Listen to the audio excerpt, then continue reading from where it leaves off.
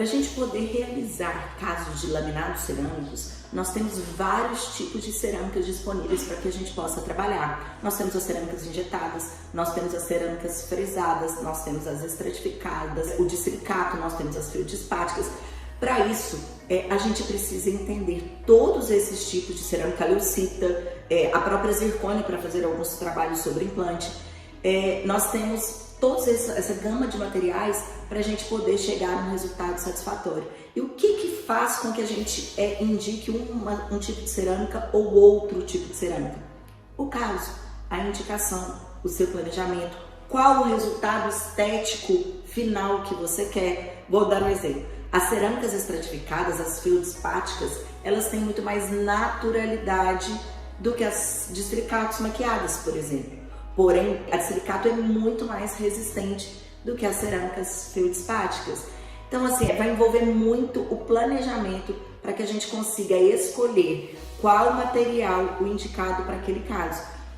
Hoje, a grande maioria dos casos de laminados cerâmicos são realizados de silicato maquiado ou feito um cutback estratificado ou nas feldispáticas. São os materiais de primeira escolha para a grande maioria dos casos reabilitados no Brasil. Bom, e como já citei anteriormente, nós temos dois tipos de materiais que a gente pode fazer alguns tipos de reabilitação. Hoje em dia está sendo muito divulgado, muito difundido as reabilitações em resina.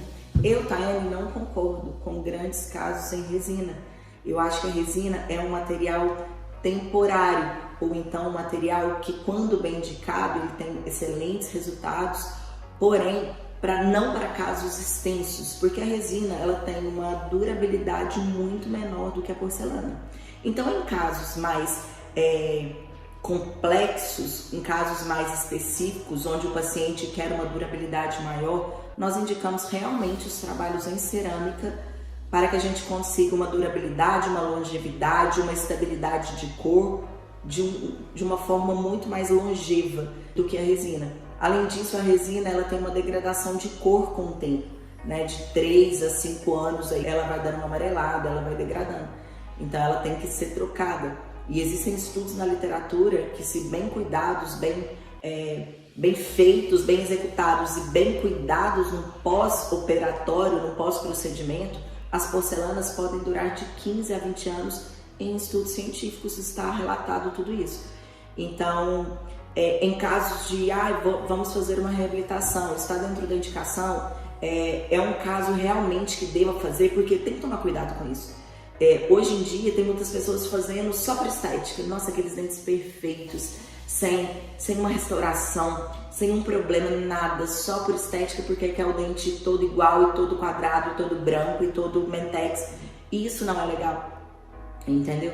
Então, assim, nós como profissionais da área de saúde, a gente tem que saber orientar os pacientes do que é danoso ao sorriso dele, à saúde bucal dele, do que não é. Então, quando não é uma indicação meramente estética, realmente tem uma indicação funcional, paciente com restaurações grandes pela boca ou restaurações que já não estão tão favoráveis, pacientes que quebraram dentes, pacientes que a estética está atrapalhando a vida social dele por algum motivo, uma amelogênese, enfim, por vários outros motivos. Se realmente houver a indicação de um trabalho reabilitador, que ele seja feito, que ele seja executado de uma forma longeva.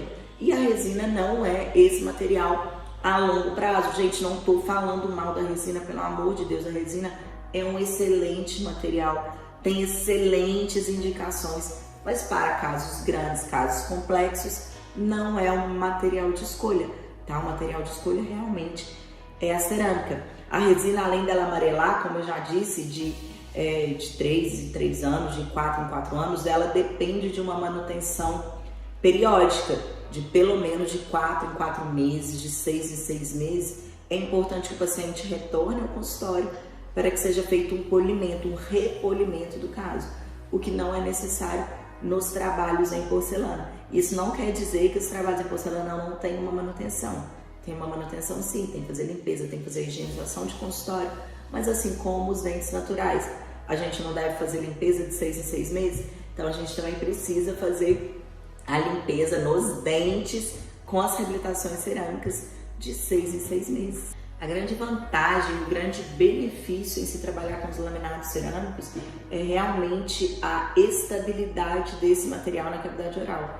É ser um material extremamente biomimético, é um material que a gente consegue imitar a natureza, imitar o dente natural de uma forma muito mais certeira do que outros materiais restauradores que tem no mercado, como a resina, por exemplo.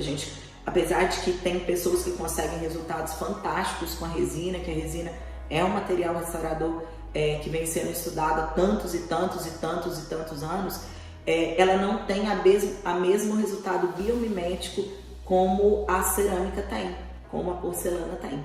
Além disso, além de ser um material extremamente biomimético, os trabalhos com cerâmicas têm várias outras vantagens, né? Como a resistência às forças mastigatórias, a estabilidade para a saúde periodontal, a estabilidade de cor, entre outros. Eu acredito que nós que trabalhamos queremos trabalhar com excelência, é isso que queremos, né? Um material que não vai levar nenhum malefício para o paciente, um material que vai ser longevo na boca do paciente, em que não vamos ter uma estabilidade de cor, ficar tranquilo em relação às alterações de cores no trabalho, que é o que acontece muito com a resina. Um trabalho que a gente sabe que vai aguentar as forças mastigatórias de uma forma bem satisfatória, que seja um material bem resistente, mas tudo isso de uma forma que seja bem executada, bem planejada. Vocês não devem estar aguentando mais eu escutar eu falar isso, né? Porque é isso, independente da área que nós estamos trabalhando, mas dentro da odontologia, odontopediatria, a ortodontia, a endodontia, a implantodontia, nós temos que ter um bom planejamento, uma boa execução para que o resultado estético, funcional, seja favorável para o paciente de curto e longo prazo.